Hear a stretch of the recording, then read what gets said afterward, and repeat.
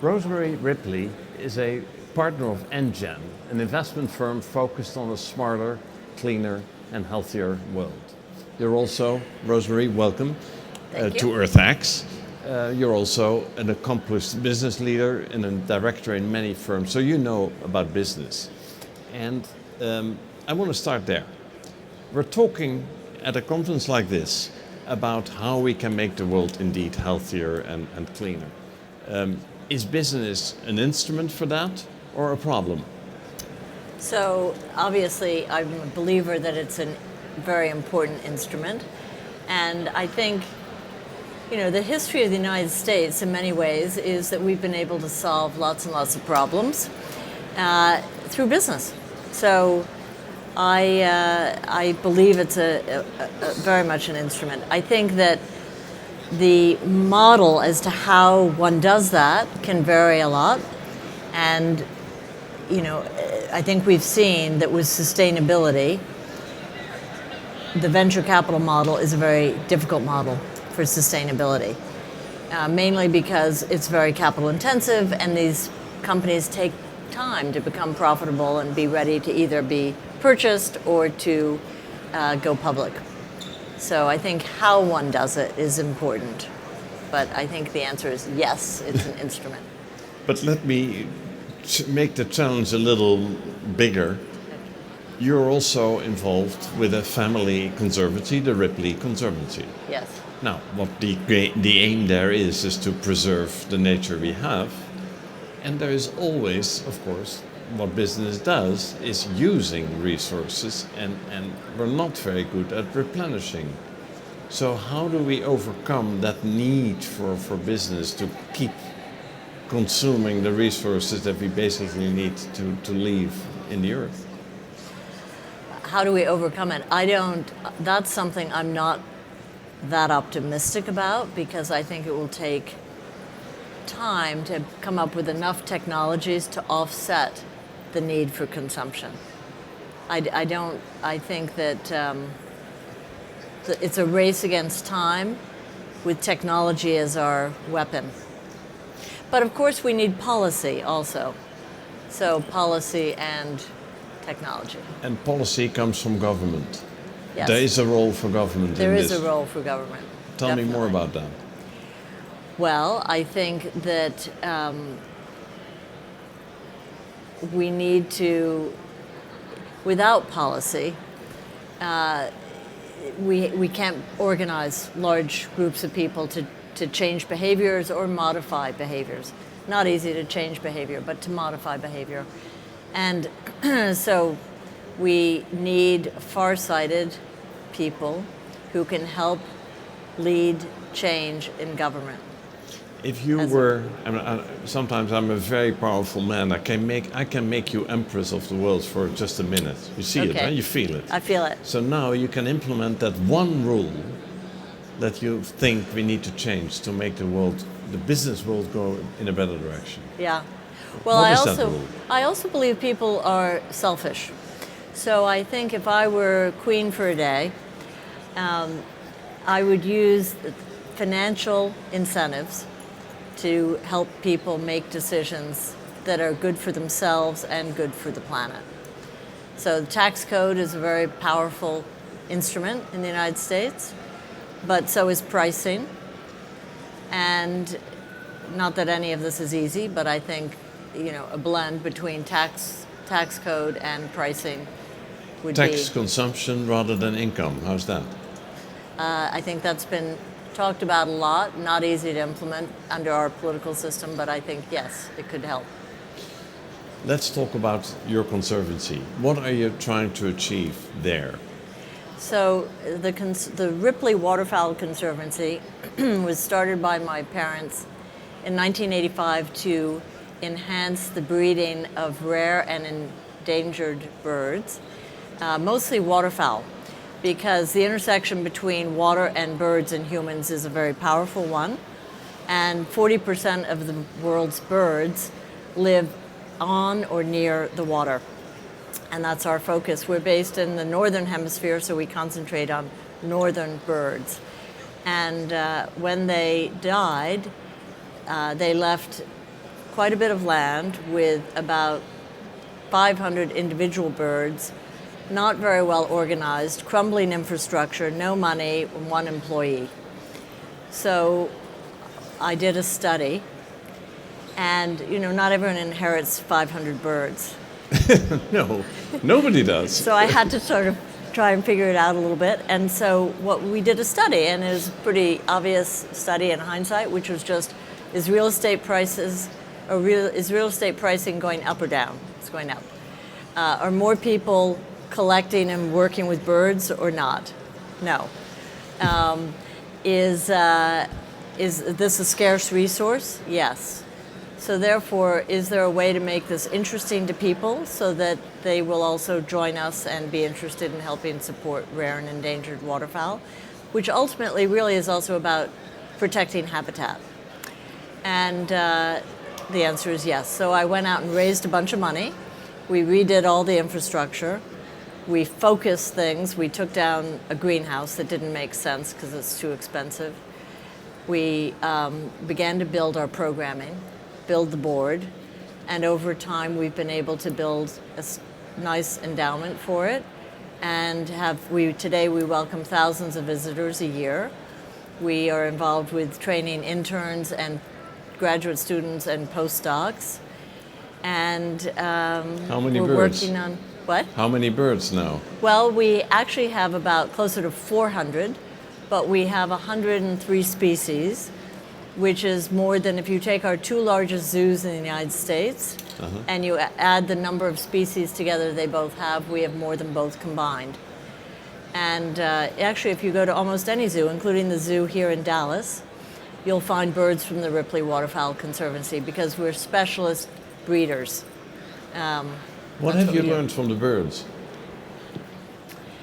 If you can take care of the birds, you solve most of the environmental problems of the world.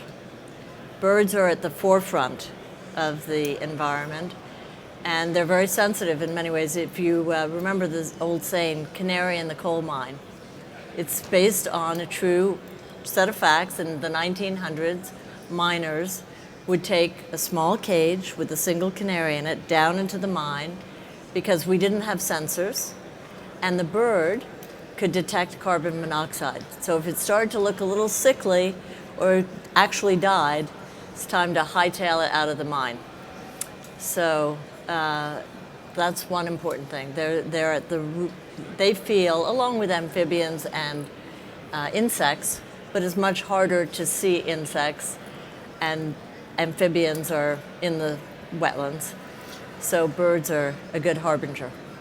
So you or sit a bioindicator is a better You sit in term. boardrooms often, in long conversations. How Yeah. often have you shared the story from the birds with your audience in the boardroom? I try to gauge how interested the audience is. Always good. Birds are not everybody's cup of tea, although they should be. But the concept of conservancy as such is, of course, important Yes. also for business. Yes, indeed. And it goes with land. It's interesting. More people, at least in the United States, probably are involved in their local communities saving land, right? It's a form of NIMBYism in the reverse, right? They do want wild land in their backyard.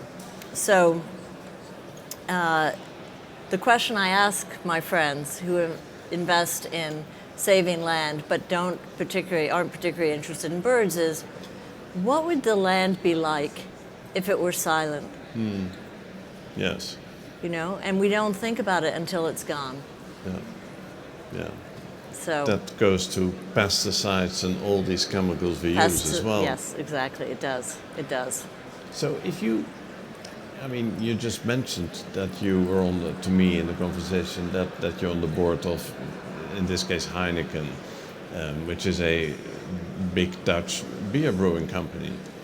They have an enormous impact on land through their water use, for instance. Yes. So, to what extent? So that's one of those moments that the dilemma is so real, because the price and cost of beer, all that I can see needs to be as low as possible. but conservation of water in land is critical too. So Yeah. how do companies navigate that? Yeah. So Heineken is a wonderful company, and I think one of the best companies in the world, and in terms of its management and its ownership structure. And they are committed, truly committed, to environmental causes that their business impacts. So water is a key environmental issue, and they've made huge strides in reducing the number of hectoliters of water that's required. It's mainly in the washing of the bottles that and the cleaning of the material that water is consumed, not in the making of the beer. And they've done an excellent job of reducing the impact. I think we're down to about 2.3 hectoliters of water for 1 hectoliter of beer. And they play an active role in their communities, helping ensure, actually, when in instances where governments are not providing sufficient water, making sure that they have a source of water for local people. And they also are involved in forest restoration, so to help regenerate the land and make it a place that will hold water. The news about the environment is not always very positive, and I say it mildly now. I mean, it's, of course, there's so many negative things happening, Right. and it's so easy to get depressed. Where do you see the hope? Where do you see, okay, now this is an example where we're going in the right direction? So I'm a big believer that one must have hope as a way to live one's life. And conservation in itself is a reason for hope, right? Because we can make changes. We can modify, if not outright change, most of our behaviors. So I think that humans can't live without hope, and none of us know the future. So that's a reason to hope. that's true. And tell me, what was your best experience, most recent best experience on this field of conservation, sustainability? Where do you see the signs in practical examples? Well, I think land conservation, so ultimately we're in a war between population growth Yeah. and urbanization and land being used for agriculture and grazing of animals, which is a big use of land. And I think that in the United States, we've done a very good job. Texas is a great example of being able to save and protect land. And if you can protect land, you can protect species. There's a goal of 50% of the land to be protected for species and 50% for humans. I have no idea if that's achievable, and I don't necessarily know if that's needed, but I think there's it's a solution of many parts, conservation.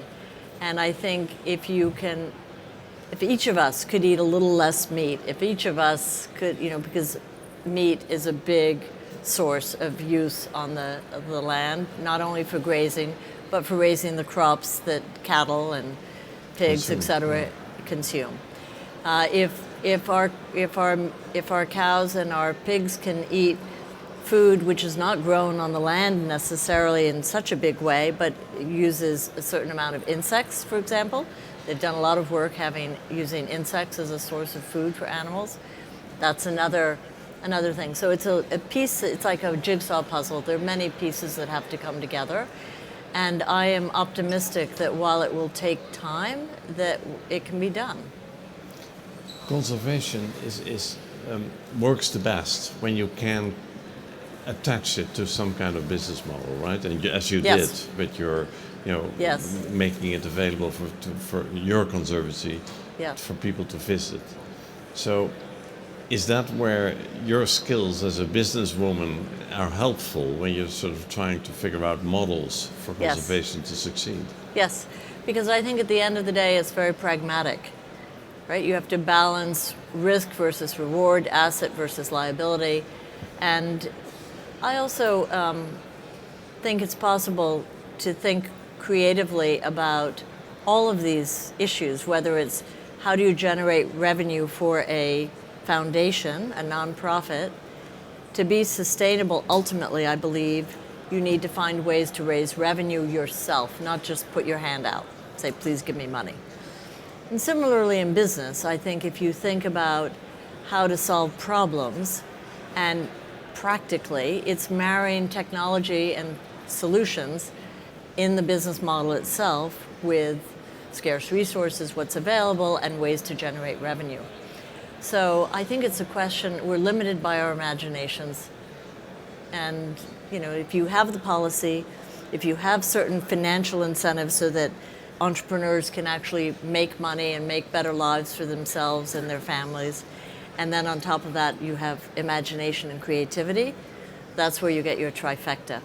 What's your favorite destination in nature? The woods can be any, it's the woods. I love the woods. Thank you, Thank you Rosemary. so much. I really enjoyed it.